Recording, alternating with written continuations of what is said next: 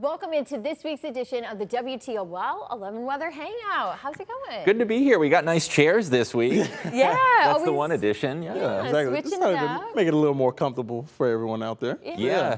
And in case you didn't notice, we've got a hurricane eye behind us. Lots to talk about with the tropics today as Ian officially made landfall just about an hour before the recording of this. So. Right. Yeah, but even closer to home, though, thankfully we don't have the hurricane. Yes. No, calm weather here in the Midwest. Yes, but fall is here. So I have to ask, who's turned on the furnace yet? I can't raise my hand. No, Matt's tough. He's holding out. I'm trying to toughen it out a little bit. Yeah. Because like when I stepped outside, I think it was Monday or Tuesday, I was like, I don't think I'm ready for this yet. I was like, yes, bring on the cold, but I was like, maybe this is a little too much, just too soon. Too much, too soon. It's hard to believe that when we recorded last week's Hangout, it was almost 90 degrees and it was humid, and that autumn cold front has dropped us down to the 50s. We've gotten those chilly rain showers. This is a classic fall weather pattern. Exactly. And I just find it so funny, Matt, that you were like, oh yeah, I'm ready for the cold. Because I remember you're like, bring it on. Bring it on. Let's do fall. Like, and then he's like, he told me the other day behind the scenes, he was like, I maybe was a little ahead of myself. Never mind. This is back in just Can wait up a little bit. Just a little bit. Yeah, and even on the Hangouts, we'll continue to check in on that to-do list that we gave you for fall. I need to. I'll probably be trying to check something off this next week. So. Yeah, we're in full swing of corn maze season. Apple picking coming up soon. Yeah, so you got to let us know what you think about it. It's your first autumn here, so you definitely. gotta do all of it while you're here. I definitely will. All right. I think it's time to address the elephant in the room, right? Okay, yeah, I've talked enough about the cool local weather, but there's maybe some, I don't think cool's the right word, but interesting weather going on across the and something country. very close to home as well for our resident hurricane expert here in the WTOL 11 weather team. And Matt, I know you've been keeping a close eye on the tropics. We all have, but you in particular on Ian, and the landfall is breaking news today, and it's really something we want to talk in depth about in this hangout. Yeah, exactly. Yeah, we'll be going in depth in that, but yeah, that Hurricane Ian has just made landfall just about an hour ago. But yeah, we'll be diving in, discussing what everything has happened so far and what's to come. So yeah. Yep. And the first thing, though, that, of course, I'm sure you both have seen it on social media, the videos, the images. Yeah, exactly. Of course, this storm definitely devastating. Man. But on the science side of this, look at this. So this, of course, is all of that lightning that we have right there in the eyeball of that hurricane. Yeah, that's fascinating. Satellite imagery is really cool. It's basically taking a picture from outer space, from way, way up high, and this is what the hurricane looks like from up above, and all that lightning is interesting. Man. And one of the things that's always amazed me about hurricanes is the convection and the thunderstorms they cause. Hurricanes actually spawn tornadoes, which really just seems like an ironic thing from Mother Nature there, that we see one type of severe weather from another type of severe weather, but especially the southeastern quadrant is where we typically see those spinning storms and lots of lightning there visible from outer space. And those who aren't familiar, what are we saying when we say the southeast quadrant? Though we know, maybe those who are joining us, they don't know that we kind of divide our hurricanes up into quadrants, right? Yeah, so basically what we're kind of like hinting at is you can see that image there, and you kind of just put crosshairs on your hurricane. Yeah, so you kind of like 4 different parts where, exactly. I get what you're saying, Yeah, so you kind of just put those on there, and as meteorologists, we all kind of know that each quadrant has its own parts. Of course, kind of when you're looking over top that satellite, that top right-hand quadrant, that's really where you have a lot of your storm surge, really the largest impacts, and also, like you said, that those tornadoes that are kind of spinning off on those outer bands. Yeah, it's crazy. And we do get low pressure systems here. Of course, tropical cyclones are an intense version of that. But even our lows here in the Midwest do exemplify some of those characteristics in terms of that counterclockwise rotation and in terms of where you see the typical tornado threat during the severe weather season. Obviously, we don't see pressures like that with that distinct eye. That is a much more intense version of any textbook. Sure does look textbook. That's a good I think saw it from just a wider view in satellite, but I think we got some videos of some of it within the storm as well. So we could play that real quick. I also got this was just yesterday where a few planes were actually flipped over by some of the wind damage. A lot of wind to have. Obviously, a full metal plane to be kind of just played around with like a toy almost. Yeah, we'll talk about some of those wind speeds in just a sec, but over 150-mile-per-hour winds, that is no joke. That is stronger than the vast majority of tornadoes we see, and of course that's sustained for a long duration of time, so the damage really exemplifies just how powerful Mother Nature can be. Exactly. Yeah, not a lot of relief when it's, constantly 150-mile-per-hour winds. It's just kind of, even just seeing a lot of the data and even these images, it's just kind of breathtaking, but maybe not in a good way.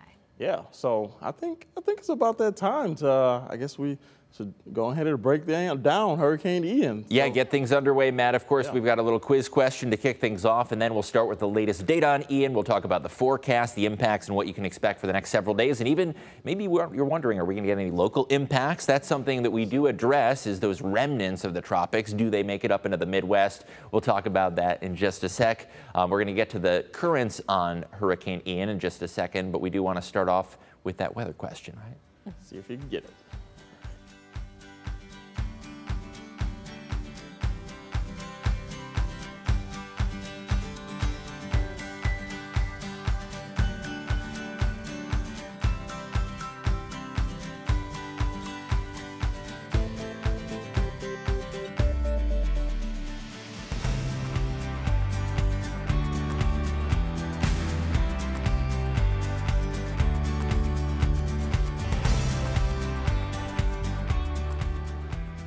It's amazing. 2,000 thunderstorms. Hard to imagine, but lots of storm activity across the entire globe. And we saw some of that lightning with the satellite imagery of Hurricane Ian. You can see that from thousands of feet above from outer space. Satellite imagery showed in the outer bands of that hurricane lots of flashing of lightning. So here is the latest data.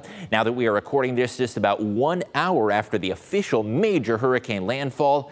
Latest data showing you a Category 4 landfall. That is a major hurricane, just one category shy of the highest Cat 5. 155 miles per hour. Just moments ago, we saw that video of the planes that were toppled over. Of course, the uprooted trees and all sorts of property damage caused by those intense wind speeds. And pressure is something that we look at in terms of how low the pressure is. Typically corresponds to a stronger tropical cyclone. Now, 937 millibars is just hard to fathom. That is far deeper than any low that we get in the Midwest. Typically up here, if you get one that's 1,000 millibars, that is a low pressure system. 937 just goes to show the intensity of Hurricane Ian. Here is the latest on satellite imagery. Now this actually measures the cloud top temperatures, and this is what we call an infrared satellite. The eye is still very visible, but once a hurricane makes landfall, the eye typically weakens. Now we saw some significant storm surges and some winds on the front edge of that eye as it made landfall. However, the back edge of the eye is also going to produce some significant damage,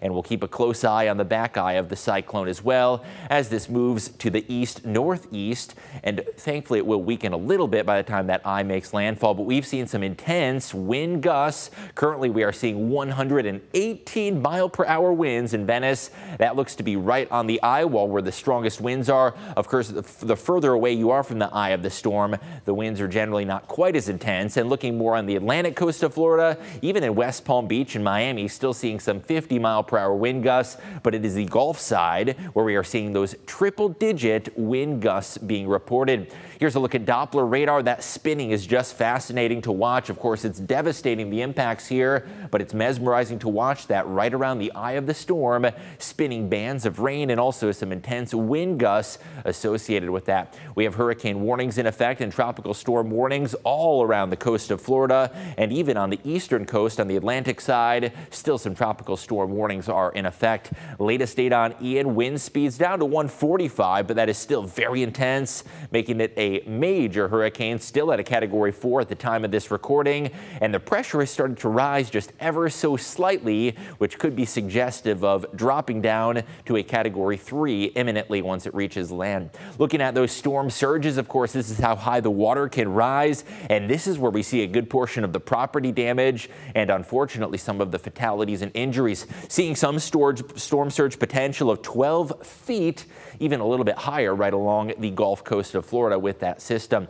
Hour-by-hour forecast showing you Ian moving to the east-northeast, and as it does reach the friction of the land, it will weaken ever so slightly. Still seeing some powerful rain bands coming in on this system, but you'll notice by tonight, it's not going to have that distinct eye that it did before. It is actually going to move over to the Atlantic waters and make its way up to the mid-Atlantic region. It won't quite impact us here at home, but we will still likely see rain in parts of North Carolina up through Pennsylvania, and we might get some cloud cover out of it in the Buckeye State. However, the impacts of Ian's remnants are going to be southeast. Of course, by this point, it's not going to be considered a hurricane anymore. It won't even be a tropical storm, but these tropical remnants often do impact folks in the Midwest. So really, that's a good summary of where we stand with Hurricane Ian. And Matt's been keeping a close eye on the impacts, on some of the storm reports as well, and on exactly what we've seen. Matt, can you give us some information on that? Yeah. So some of those storm reports coming in that we are seeing right now have been honestly surprising, and a lot of them have come with wind gusts up to 100 miles per hour. So I'll be deep diving in that right now. Some of those wind reports coming in just around 101 mile per hour wind gusts in some spots, just west of Fort Myers. And also taking a closer look, we did see wind gusts just around 126 miles per hour. So there's definitely been some heavy and strong winds with that. But that's not the only thing we're seeing with the storm. We did see some storm surge where they saw water pretty much up to first floor roofs. So that is certainly the biggest threat when it comes to hurricanes, is that storm surge that kind of creeps up onto land and pretty much can come fast and quickly without knowing. So that's why they tell people to evacuate as well. But also we have flash flood warnings out just for this area. As you can tell, hey, in this area, they have had rain dumped and dumped and dumped on this area just north of pretty much of Boca Grande right now. And that flash flood warning isn't in effect until 7:15 for Wednesday. But like I said, with John saying, you can get tornadoes within hurricanes, and that's what we saw yesterday, where we saw a few reported tornadoes in the unpopulated areas. And this pretty much area is in the Everglades, so you have that flat, watery land out there. But we have had several reports of tornadoes popping up across the Everglades, that is.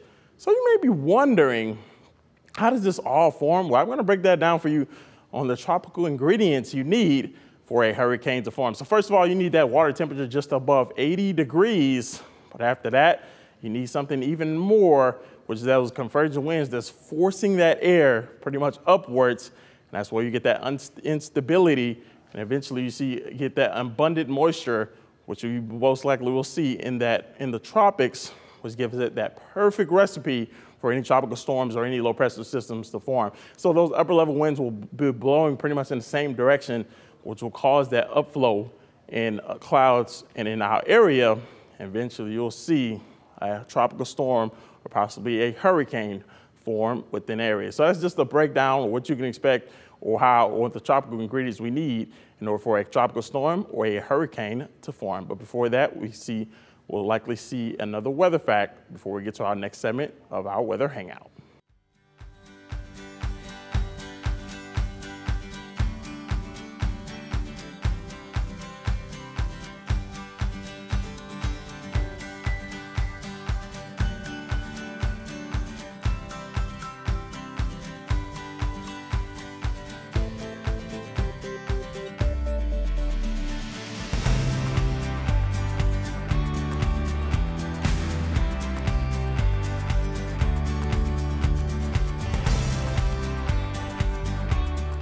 That was an interesting fact because it said back in 1935 was the strongest hurricane to make landfall in the U.S. And you're probably thinking, why didn't it have a name? We did not start naming hurricanes until the 1950s. So of course, with that being in 1935, that's why it was just titled the Labor Day Hurricane. So a little bit of a bonus fact for you as far as even those fun facts. Now, of course, it's Wednesday. We're always looking a little bit ahead to the weekend, and you're probably wondering, okay, I have some plans. How's this looking? Is the hurricane going to be, maybe bringing a little bit of rain on my outdoor plans? Well, we are going to be lucky because we have, a little bit of a nicer setup for us. We have high pressure, and that's going to be moving a little bit closer to home. So that big blue H typically brings us that nice, fair weather, sunny conditions, and not a lot of cloud cover. But while we have our hurricane and that big blue H, they're going to have to battle it out. But typically, high pressure is, usually going to win out when we're talking a hurricane setup, because these hurricanes are really fragile when they go and make landfall. A lot of times they run out of fuel and they run out of energy. So that storm is going to start to weaken now that we have seen landfall of Hurricane Ian. But also high pressure, even as we get closer to the weekend, it just shifts off towards our east, and this one is strong to where it's really going to be holding in the driver's seat of this forecast. So it's more kind of like, how is our weather going to affect the hurricane rather than how is the hurricane going to affect our local weather, because we just kind of have the bigger, stronger system on our side. But you saw on John's portion of our weather hangout that this storm, it's going to be headed further inland. So what if that big blue H moves on out? Well, when we look at some of our computer models and that data, you're going to kind of see an array of things, and you will find that, well, when we have quite a few of these lines that kind of go out, it looks kind of like a plate of spaghetti, doesn't it? You have all those noodles there.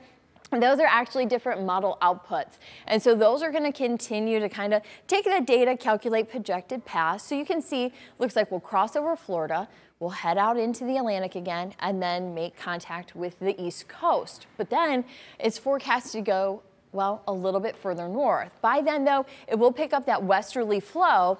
And, well, even the remnants don't look like the wet weather is going to make it here. At best, we'll just have just a few lingering clouds in our local forecast from this tropical cyclone.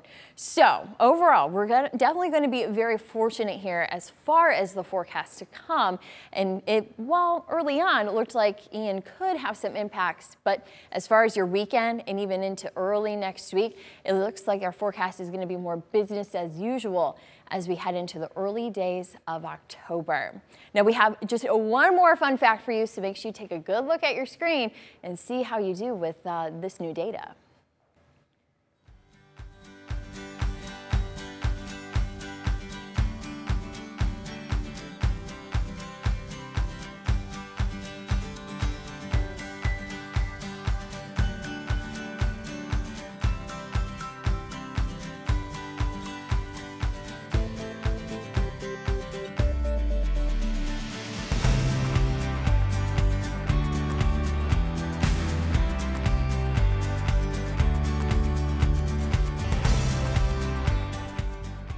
So when we're talking about storm surge, man, that is, I've been seeing videos come in of absolute insane amounts of water just kind of rushing in and rushing in. Yeah, Matt. It's one thing to talk about storm surge and the definition, and of course a picture is worth 1,000 words, and a video really exemplifies just how significant it is. I was showing the storm surge map earlier, 12 feet, and that's not even the highest. I was seeing some indications 16-foot storm surge is possible with this hurricane. Yeah, and even some of those local storm reports that we were talking about, they are up to the first floor of homes, and there's even more water expected to be pushed in.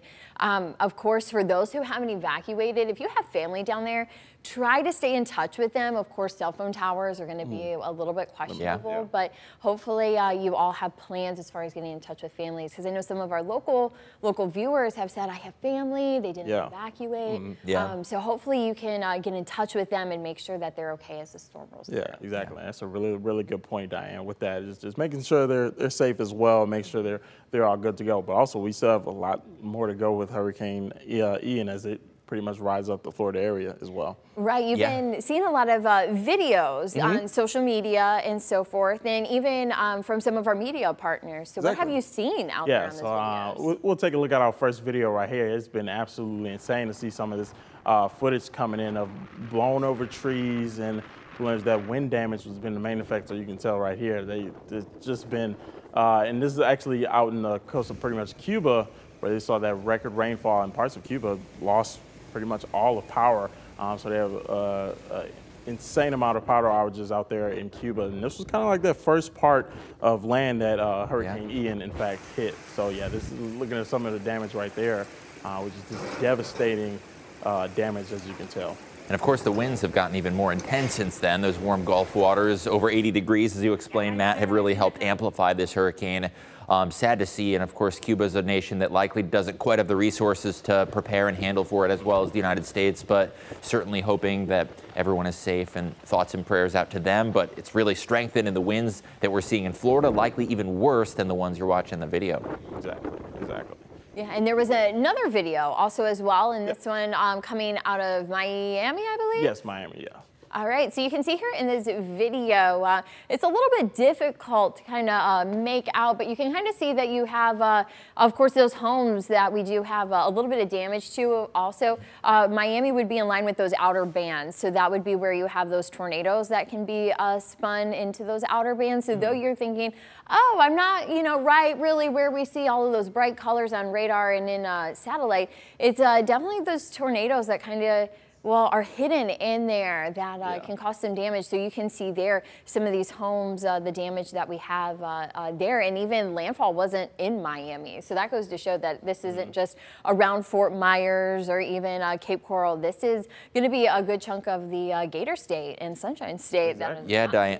Diane, we were showing some of the current wind gusts, and even the Atlantic coast of Florida is seeing 50 to 60 mile an hour wind gusts right now, and that is sustained over hours and hours and hours. In the Midwest, if we get a 50 mile an hour gust in one thunderstorm, that does damage, but imagine that sustained for hours on end. And that is the area that is not even seeing the, eye wall winds. That's further to the east in Florida. So hard to believe the scale and the scope of these impacts. Yeah, and some of those outer bands I was seeing, like that I was tracking, some of those outer bands in fact produce some of those tornadoes that touch down in the Everglades. So yeah, you can definitely get some effects from those outer bands. Yeah. Right. Yeah, and definitely maybe a little bit of work to do, not only cleaning up, but you can see, of course, a lot of people there have pools. So definitely going to be a long to-do list after these storms. But we have one more video? Yep, one more video, and this is from a power line that actually broke. And you can see a little smoke starting to spark up a little bit. This was out in Key West, Florida from yesterday. So yeah, seeing a few things like this, pretty interesting, but of course no flooding. But yeah, that's definitely a dangerous site as we can tell from power lines that could break. So definitely want to stay away from some things like this, especially during storms. I was surprised to even see a look like that. Wow, that is eye-opening to say the least. Yeah. Gosh, so hopefully, though, once again, you get in touch with your family and friends that are down there. And hopefully, I'm sure there will be a lot of resources sent here from Northwest Ohio, Southeast Michigan, to help those that are, of course, being affected by this hurricane. Yeah, So and possibly on next week's Hangout, we can go over some of those resources, how we at home can help folks down in Florida, in the aftermath and the cleanup, because it doesn't end when the news cycle ends. Just because the storm is going to fade away eventually doesn't mean that those folks are ever going to go back to life as usual. So got to make sure that they are being helped and being assisted in every way that possibly we can. Exactly. Well, I guess we got our checklist for next week then. We do. What we'll do. Yep. We'll make sure that we have those resources. And of course, you can always connect with us here on WTOL 11+. We also have our Hangouts on YouTube. Yes. And of course, we always have our newscast that you can see on WTOL 11. And of course, we always know you got to have that WTOL 11 weather app. Got to have it right in your pocket. Yeah. Yeah. So of course, make sure you're getting the latest on local weather there on the app as well, but also during our newscast as well. Yep. Good to join you, and we'll see you next Wednesday. Yep. Thanks for watching.